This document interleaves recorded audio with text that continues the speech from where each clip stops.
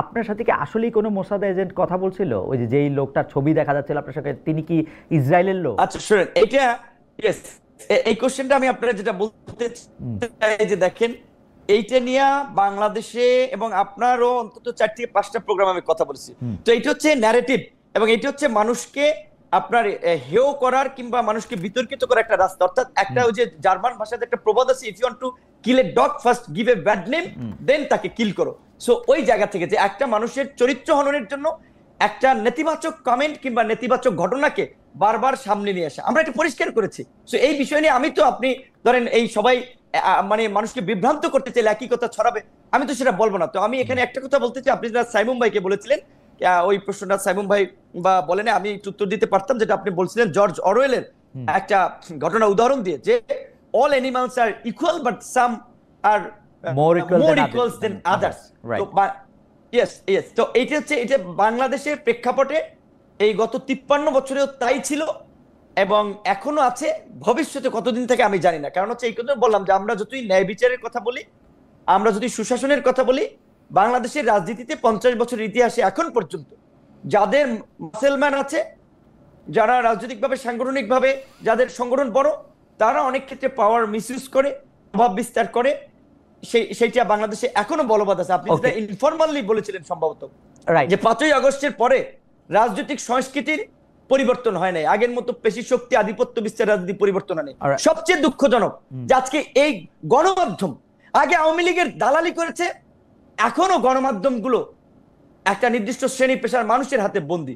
দুঃখ লাগে, কষ্ট হয়।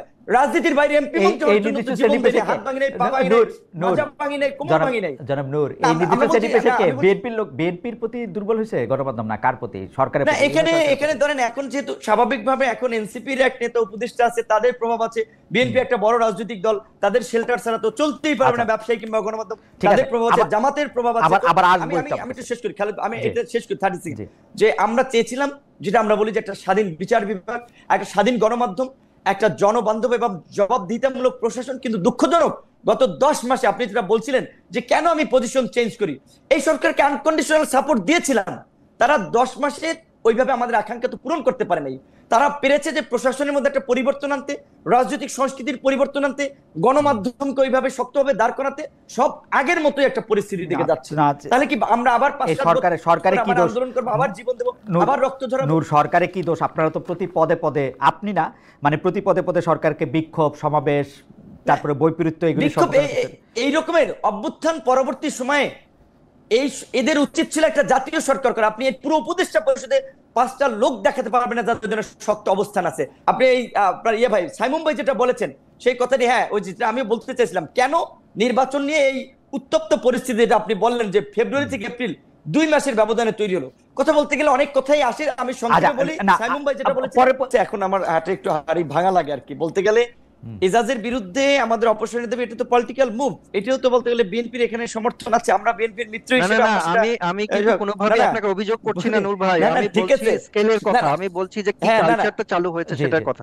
আমি কিন্তু ওই যুক্তি দিচ্ছি না যে ডক্টর পারভেজ, আমরা একটু নূরকে একটু শুনি নিরবিচ্ছিন্নভাবে, নাইলে পরে এখানে শুনেন। আচ্ছা, যেগুলো একটা বিভ্রান্তি তৈরি, যেমন এটা হচ্ছে আমাদের রাজনৈতিক নেতৃবৃন্দর একটু যে কোনো ঘটনা একটু মন্তব্য করলে তার একটু ডিটেইলসটা জানার দরকার, বিশেষ করে আমরা সিনিয়র পর্যায়ে থেকে মন্তব্য করলে। যেমন আমাদের এই লোকাল ঝামেলাটার কথা, যেটা পারভেজ ভাই আপনার ধরেন মন্তব্যে পাবলিক বুঝবে যে দোকান বরাদ্দ নেই এরকম, অথচ বিষয়টি ছিল যে আপনার হাট বাজার গ্রামের যেটা হয় সেটা একটা সরকারি জায়গা, ওই জায়গাগুলোতে যারা ব্যবসা বাণিজ্য করে প্রতি বছর সরকারকে একটা রাজস্ব দিতে হয় 1% জন্য 260 টাকা, সেখানে 0.5% করে তারা বরাদ্দ দেয়। একজন হয়তো ভিন্ন নামে আরো বেশি নেয়, কিন্তু তাহলে 0.5% জন্য সরকারের ফি হচ্ছে 130 টাকা। সেখানে ইউনিয়ন বিএনপির সভাপতি বাজারে ব্যবসায়ীদেরকে ডেকে 35,000 টাকা দাবি করেছে। আমি সেটা নিয়ে বক্তব্য দিয়েছি যে রাজনীতি করলে খুঁতখুরার দিকে নজর দেওয়া যাবে না, মানুষের জন্য কাজ করতে হবে। এখানে 130 টাকার জায়গায় কেন 35,000 টাকা নেবে? তাহলে দেখেন, এই যে আপনি কিংবা পারভেজ ভাই বা যতটুকু মন্তব্য করেছে, মানুষ কিন্তু হয়তো ভাবতো কি আচ্ছা নূর ভাই বোধহয় দোকান দখলে না পাইয়া এইটা হয়েছে, কিন্তু ঘটনাটা ছিল এখানে কিন্তু দোকান টোকান দখল মকল কিচ্ছু নেই। সরকারি স্বাভাবিকভাবেই পাওয়ার পার্টি লোকেরা প্রশাসনের সাথে সমঝোতা করেই এই হাট বাজার ইজারা নেওয়াটাও এই কাজগুলো করে। আমি যে সেটা নিয়ে মন্তব্য করেছি, কেন 135 টাকার জায়গায় 35,000 টাকা নেওয়া হবে। সেম ঘটনা আপনি খালেদ ভাই এবার বলছেন দক্ষিণ না উত্তরের ঘটনাটি ছিল। এখন তো আপনার আওয়ামী লীগের লোকজন কার্যত এই আপনার অনেক সরকারি কার্যক্রমে সেখানে নাই, সেখানে বিরোধী দলের লোকেরা অনেক জায়গায় কার্যক্রম করছে, সেখানে আমাদের লোকেরা গাবতলীতে আপনার বিএনপির লোক যদি হানিফ পরিবহনের ওই ভদ্রলোক এবং আমাদের কিছু ছেলেরা তারা আপনার টেন্ডারে সর্বোচ্চ হয়েছে 20 কোটি আপনার 65 লাখ টাকা সর্বোচ্চ দরদাতা হয়েছে গাবতলীর একটা বাজারে, সেইটা তাদেরকে দেওয়া হয় না। হ্যাঁ, যেটা স্বামী ভাই অনেকদিন লেখালেখি করেছে, সেকেন্ড পজিশনে যিনি ছিলেন তিনি দিয়েছেন 14 কোটি টাকা, আর যিনি সর্বোচ্চ দরদাতা হয়েছেন তিনি দিয়েছেন 20 কোটি 65 লাখ। এই 6 কোটি টাকা ডিফারেন্সের পরেও সর্বোচ্চ দরদাতাকে দেওয়া হচ্ছিল না। তখন আমি জনাব এজাজ সাহেবকে বলেছিলাম যেখান তো তারা সিস্টেম প্রক্রিয়া পেয়েছে, আপনারা দেন নাই কেন? তখন সে বলেছিল যে ভাই এখানে বোঝেন অনেক হিসাব কিতাব আছে, হ্যাঁ আপনাদের লোকেরা যদি পরবর্তীতে কোনো কাজ করে আমাদের সাথে একটু দেখা করতে পারবেন, এই বিষয়টা ছিল। তো আমি তো ভাই আমি আপনার এই একটা সিটি কর্পোরেশনের কথা বাদ দেন, আমি এই যে বললাম যে আপনার এই বিভিন্ন ধরনের আর্থিক বিভিন্ন ধরনের কথাবার্তা বলে থাকে, 5টা সুস্পষ্ট এভিডেন্স যদি কেউ দেখাতে পারে, আপনার প্রকল্প লাইভ চ্যালেঞ্জ দিয়ে বললাম মানুষের সামনে মুখ নিয়ে রাজনীতি করব না, কিন্তু আমাদের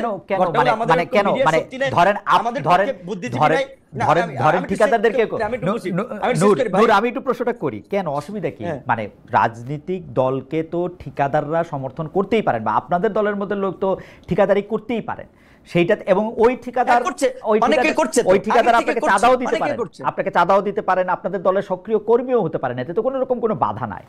আমার প্রশ্ন হচ্ছে যে জনাব নুরুল হক নূর, না কিন্তু আপনাকে বাংলাদেশে সবাই চেনে, আপনি কি আপনার চেনা পরিচিতি আপনার দলের পরিচয় খাটিয়ে আপনি আসলে ঠিকাদারির লাইসেন্স পাইয়ে দেওয়ার থেকে শুরু করে কাজ পাইয়ে দেওয়া এই ব্যাপারে আপনি আসলে প্রভাব বিস্তার করতেছেন কিনা? ফোন উঠায় বলতেছেন কিনা আমি নুরুল হক নূর বলছি, আমার লোককে কাজ দিতেই হবে, অথবা সশরীরে যাচ্ছেন, লোককে কাজ না দিলে ঢাকা উত্তর অচল করে দিবেন?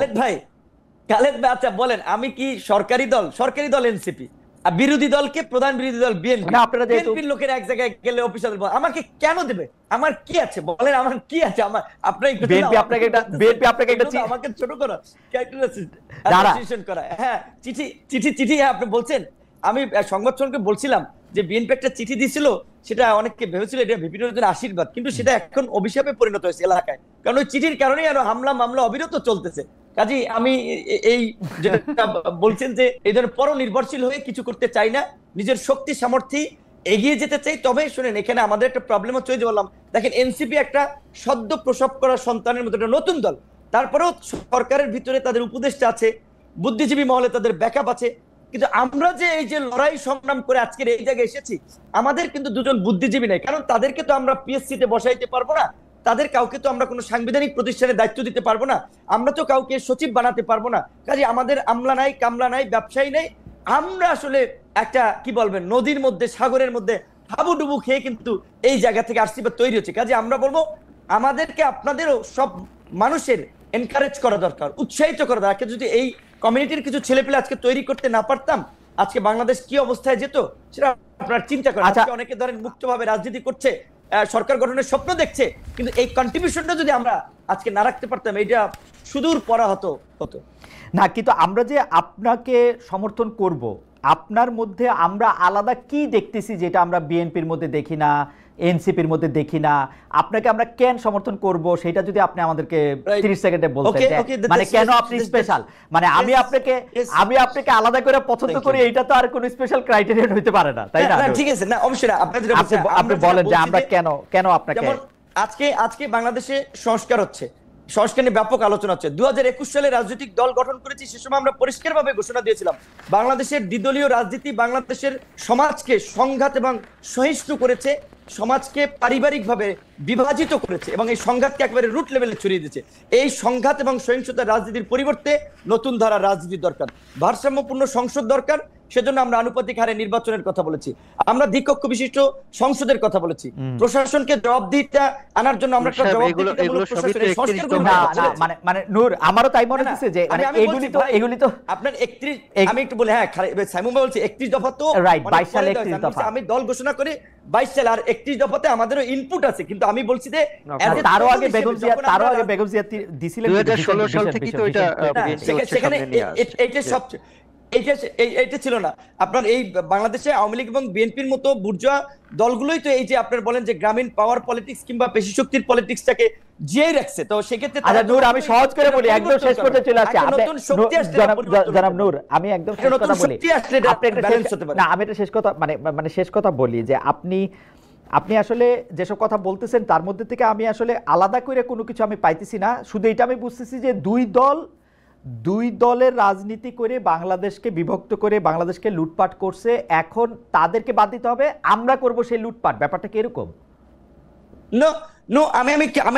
আমার গ্রামে অনেক বক্তব্য আমি একটা কথা বলি যে যারা ভালো মানুষ তাদেরকে আপনারা রাজনীতিতে সাপোর্ট করেন, সেটা আমার দলে থাকলে অন্য দলে থাকলে। আমরা চাই রাজনীতিতে একটা গুণগত পরিবর্তন হোক। আজকে দেখেন কোন কলেজ বিশ্ববিদ্যালয়ে ছাত্র সংসদ নির্বাচন নেই, অছাত্ররা ছাত্র রাজনীতি করে এবং ছাত্র রাজনীতি যখন যে দল ক্ষমতায় থাকে ক্যাম্পাসকে একটা মিনি ক্যান্টনমেন্টে পরিণত করে। আমরা বলছি যে কলেজ বিশ্ববিদ্যালয়ের নিয়মিত ছাত্র সংসদ নির্বাচনের মাধ্যমে একটা সুস্থ ধারার আমাদের আর সময় নাই নূর, আমাদের আর সময় নাই, আমাদের 30 সেকেন্ড শেষ করছি। আমরা পজিটিভ পলিটিক্স এর মাধ্যমে আমরা দেশ এবং সমাজকে পরিবর্তন করতে চাই। সেক্ষেত্রে বিদ্যমান সিস্টেমকে চাইলেই রাতারাতি আমরা পরিবর্তন করে দিতে পারবো না, কিন্তু এটা ঠিক যে পুরানো পলিটিক্স দিয়ে এটা কোনোভাবেই পরিবর্তনটা সম্ভব না।